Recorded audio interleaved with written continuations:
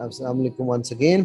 اور ویورز جیسا کہ آپ جانتے ہیں کہ ہم حضرت سعد بن معاذ مسلم رول ماڈلز کا جو سلسلہ ہم نے شروع کیا ہے، اور عبدالمالک صاحب کا میں بہت مشکور ہوں کہ وہ اس میں اپنا ٹائم ہمیں دیتے ہیں.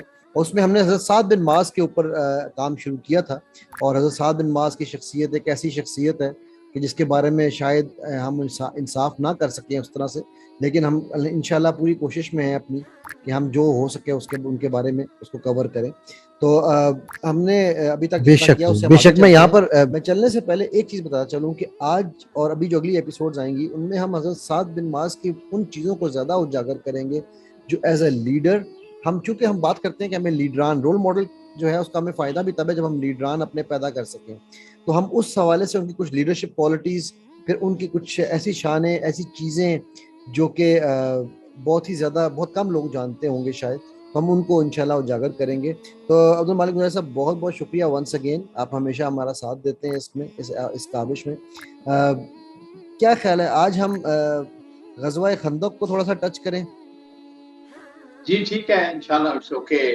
غزوہ خندق جو ہے یہ بہت ہی اہم جنگ تھی، اور میں یہ سمجھتا ہوں اسی جنگ کے اندر ان کی شہادت بھی ہوتی ہے، اسی غزوہ کے اندر. اور اس غزوہ کے اندر سعد بن معاذ رضی اللہ تعالیٰ کا کردار بڑا خوبصورت ہمیں نظر آتا ہے، اور بلا شبہ ان کا کردار ایک رول ماڈل کی شکل میں ہمارے نوجوانوں کے لیے، ہم سب کے لیے ہے لیکن نوجوانوں کے لیے، کیونکہ وہ خود اس وقت بالکل عین جوان تھے.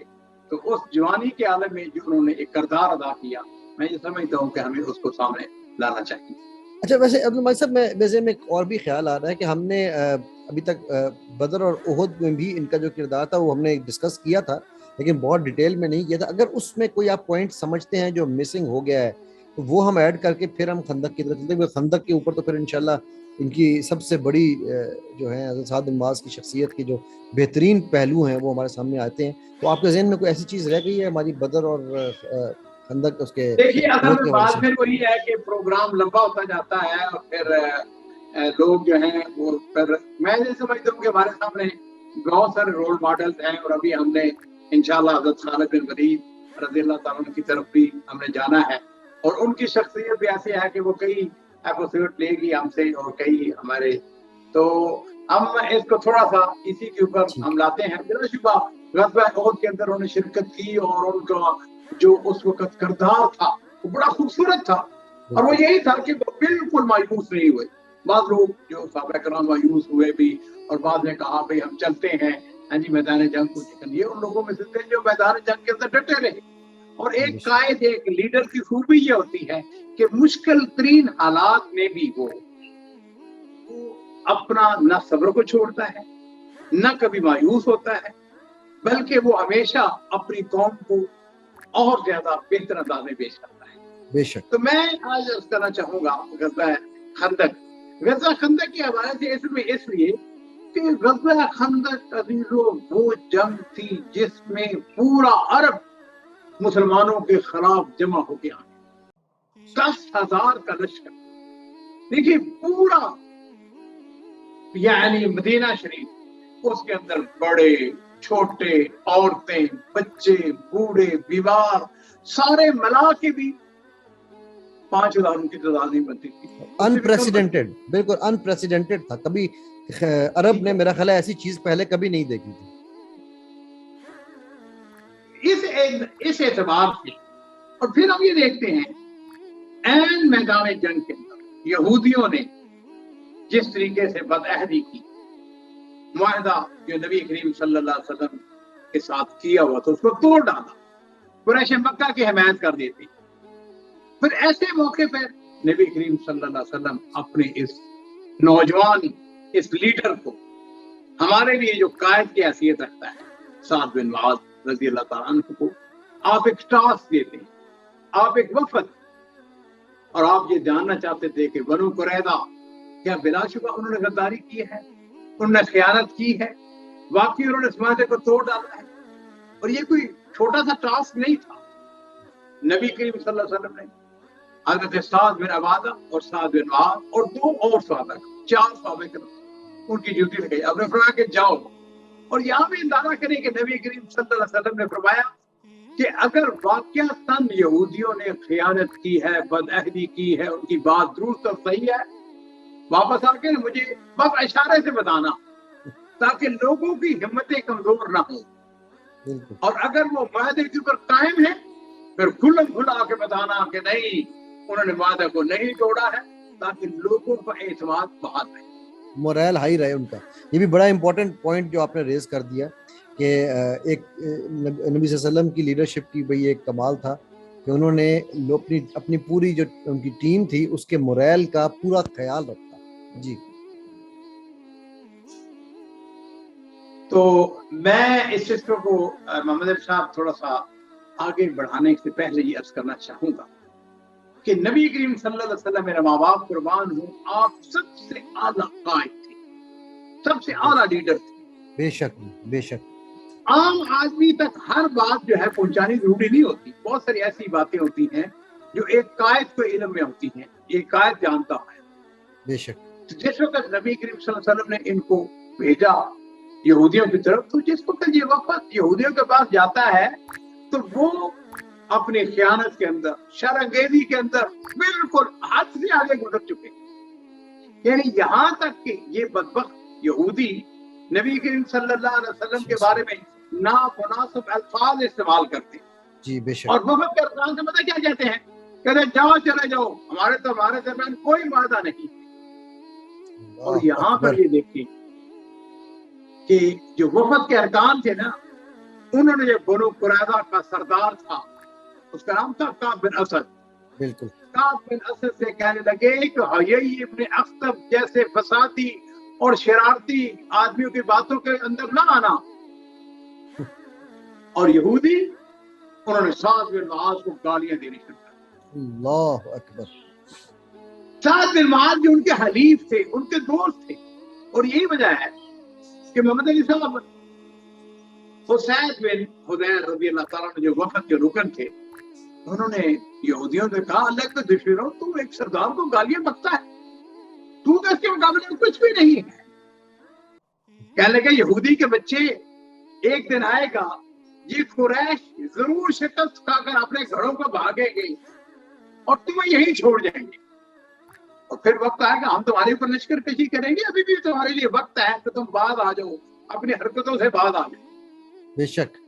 لیکن یہاں پر ہم یہ دیکھتے ہیں کہ کعب بن اسد، اس کے سر میں یہ چڑھا ہوتا ہے کہ 10,000 کا لشکر ہے، مسلمان تو بالکل تھوڑے سے ہیں، 3,000 مسلمانوں کا لشکر تھا، بالکل اس کے ساتھ دوسرے یہودی بھی بن جاتے ہیں۔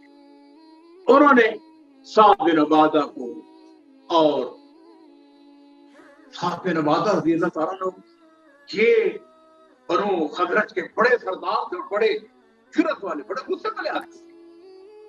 جب ان کو گالیاں انہوں نے دی، وہ بھی شدید غصے میں آ گئے۔ لیکن یہاں پہ ہم دیکھتے ہیں کردار کس کا؟ سعد بن معاذ، جو آج کے ہمارے رول ماڈل ہیں، بڑی عقل مندی کے ساتھ انہوں نے معاملے کو ٹھنڈا کرنے کی کوشش کی۔ کیا کرتے ہیں؟ ایک طرف وہ بنو قریظہ کو بد زبانی سے باز آنے کی نصیحت کرتے ہیں، اور دوسری طرف حضرت سعد بن عبادہ سے کہنے لگے محترم آپ ان کے ہاتھ پر چھوڑ دیجیے، ہم ان کے ساتھ جھگڑا کرنے نہیں آئے ہیں، آپ اپنے اعصاب پر قابو رکھیے، ان کی گالیوں کا جواب نہ دیجیے، ہمارے درمیان جو کچھ معاملہ ہے نا ان کے درمیان اور ہمارے درمیان، وہ گالی گلوچ سے بہت اونچا ہے۔ بے شک۔ اور پھر اگلی بات، حضرت سعد بن معاذ جو ہے انہوں نے بنو قریظہ ان کو سمجھاتے ہوئے کہنے لگے تم لوگ اپنی گمراہی سے باز آ جاؤ، تمہیں پتہ ہے کہ اس عہد شکنی کا، اس معاہدے کی خلاف ورزی کا نتیجہ کیا ہے؟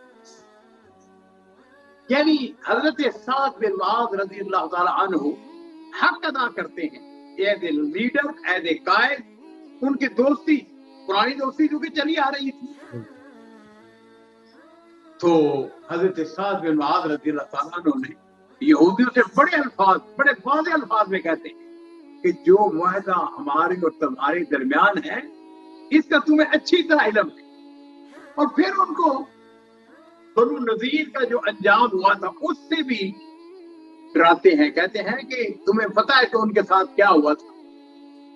لیکن یہاں پہ اس بات کو سمجھ لیجیے کہ یہودی جو ہیں उनकी बदज़बानी, उनकी कमीनगी, उनकी दीवानगी, खौफनाक पस्ती की हालत में थे।